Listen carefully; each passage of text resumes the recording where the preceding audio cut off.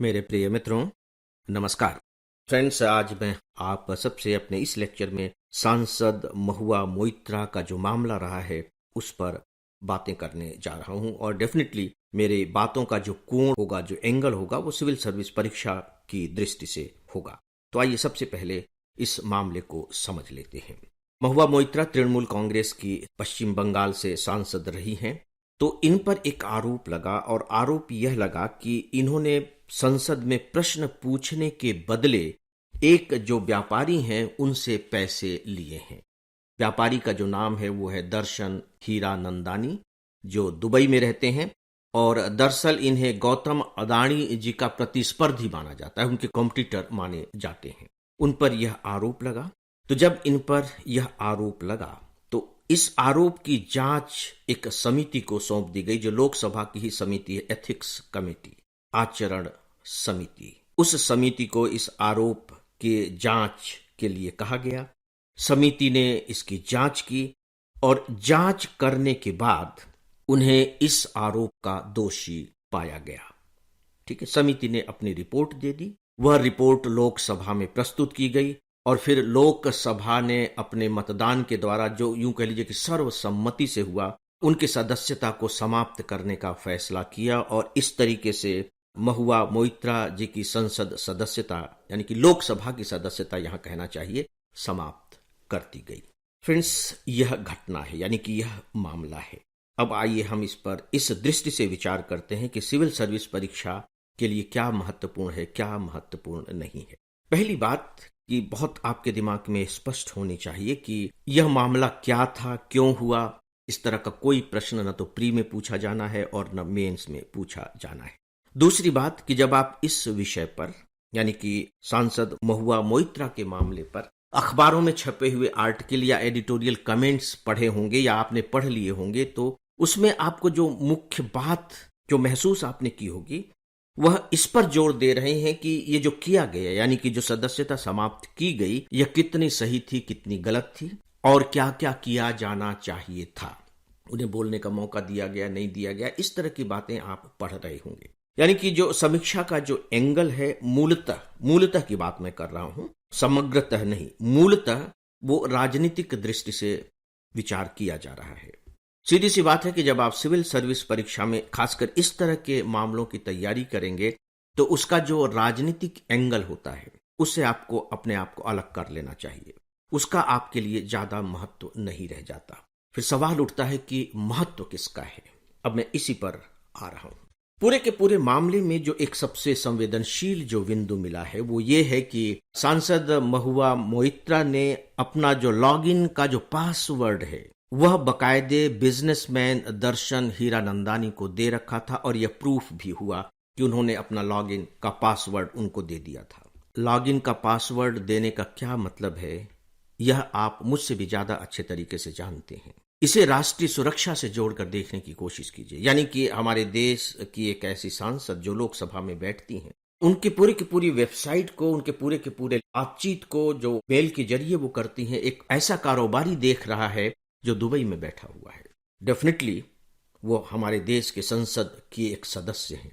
राष्ट्रीय महत्व के न जाने कितने विषयों पर न केवल संसद में ही बातचीत होती है, बल्कि आपको मालूम होना चाहिए कि हमारे जो संसद सदस्य होते हैं ये विभिन्न कमेटियों के भी सदस्य होते हैं। बाकायदे आपका अलग से चैप्टर है संसदीय समितियां, उनके भी सदस्य होते हैं। बहुत सी बातों की इन्हें ऐसी जानकारियां होती हैं जो अन्यथा देश के लोगों को मालूम नहीं होती। यदि ये सारी जानकारी किसी एक कारोबारी के पास पहुंच रही, एक व्यवसायी के पास पहुंच रही, तो डेफिनेटली यह कहीं ना कहीं राष्ट्रीय सुरक्षा के लिए एक गंभीर प्रश्न खड़ा करता है। चूंकि नेशनल सिक्योरिटी आपके सिलेबस में है, इसलिए यह एक बिंदु आप यहां से ले सकते हैं। अब हम दूसरे पॉइंट्स पर आते हैं। प्रश्न पूछना, यही आरोप लगाया गया कि उन्होंने संसद में प्रश्न पूछे, लगभग 40 प्रश्न पूछे थे और उन प्रश्नों के बदले में, सभी प्रश्नों के बदले में नहीं, प्रश्नों के बदले में उन्होंने बाकायदे हीरानंदानी से पैसे लिए। इसी तरह का आरोप सन 2005 में भी कुछ सांसदों के विरुद्ध लगा था।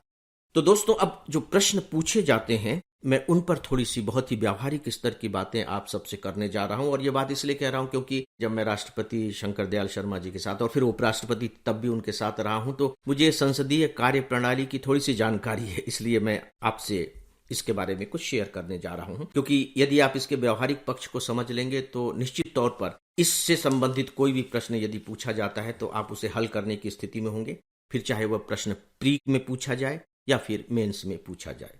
एक बात तो मैं जरूर कहना चाहूंगा कि जो संसद की कार्यवाही होती है उस कार्यवाही के बारे में आपको अच्छे तरीके से जानकारी होनी चाहिए कि किस तरह से कार्यवाही होती है। खासकर जो संसद सदस्य प्रश्न पूछते हैं या जब कार्यवाही चल रही होती है उसमें जो बहस होती है, किस किस तरह की बहस होते हैं, किस किस तरह के प्रश्न होते हैं, किस किस तरह के प्रस्ताव लाए जाते हैं, इन पर प्री में भी क्वेश्चंस पूछे जाते हैं।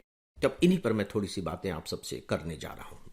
एक बात आप बिल्कुल अपने जेहन में बसा लीजिए कि दोस्तों, प्रश्न पूछने का अधिकार और बोलने का अधिकार ये लोकतंत्र की धड़कनें हैं। यदि इनको प्रतिबंधित कर दिया गया तो मान करके चलिए कि जो लोकतंत्र है उसकी धड़कनें बंद हो जाएंगी, या यूं कह लीजिए कि लोकतंत्र गूंगा हो जाएगा। इस तरह से जो प्रश्न पूछने का अधिकार है ये सांसदों का एक बहुत ही महत्वपूर्ण अधिकार है। कभी कभी तो मुझे लगता है कि शायद सबसे वजनदार अधिकार है प्रश्न पूछना। तो ये प्रश्न पूछे कैसे जाते हैं? क्या कोई भी संसद सदस्य सीधे प्रश्न पूछ लेगा? नहीं, इसका बकायदे एक सिस्टम दोस्तों बना हुआ है। जो अलग अलग तरह की कमेटियां होती हैं संसद की कार्यवाही को, जब मैं संसद कह रहा हूं तो उसमें आप लोकसभा को अलग लेकर के चलिएगा और राज्यसभा को अलग लेकर के चलिएगा। आप लोगों को मालूम होगा कि ये बकायदे दो अलग अलग हमारे हाउस हैं और इनके कामकाज को देखने करने के लिए बकायदे दो अलग अलग सचिवालय भी बने हुए। एक राज्यसभा सचिवालय है और दूसरा लोकसभा सचिवालय है। सचिवालय है यानी कि सचिव का घर है, लेकिन इसके जो हेड होते हैं, जो ब्यूरोक्रेटिक हेड होते हैं, वो सचिव नहीं कहलाते। जैसे कि मंत्रालय के सचिव सचिव कहलाते हैं, ये महासचिव कहलाते हैं, सेक्रेटरी जनरल कहलाते हैं।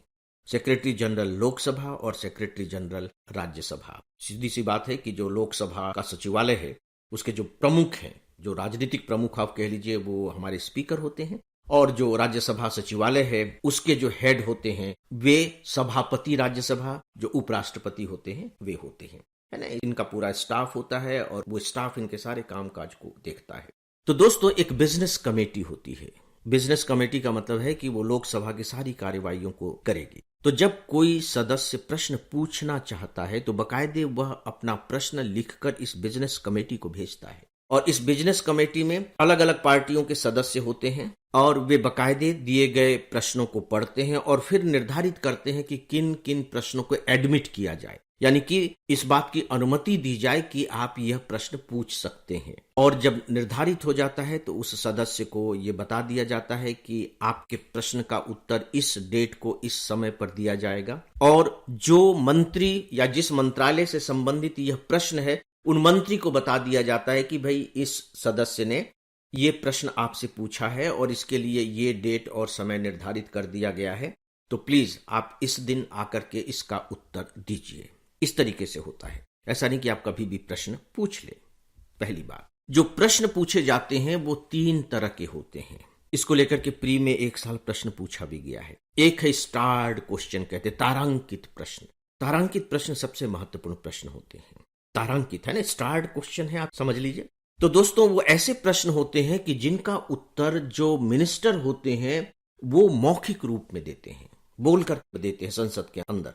लोकसभा में जैसे है तो लोकसभा में बोल करके देंगे, और चूंकि वो बोल करके दे रहे हैं और जिसने प्रश्न पूछा है वो भी वहां उपस्थित हैं, तो वो जो उन्होंने उत्तर दिए हैं उस उत्तर पर फिर से वो चाहे तो प्रश्न पूछ सकते हैं और फिर उनको उत्तर देना होगा। और जब मंत्री उत्तर दे रहे होते हैं खासकर स्टार्ड क्वेश्चन के, तो उनकी मदद करने के लिए उनके मंत्रालय के जो हायर ऑफिसर्स होते हैं वो बकायदे संसद में उपस्थित रहते हैं और मंत्री की मदद करते हैं कि यदि वो उत्तर देने की स्थिति में नहीं है तो बकायदे उनको जानकारी देंगे, या फिर मंत्री कह देंगे कि भाई इसका उत्तर हम बाद में देंगे।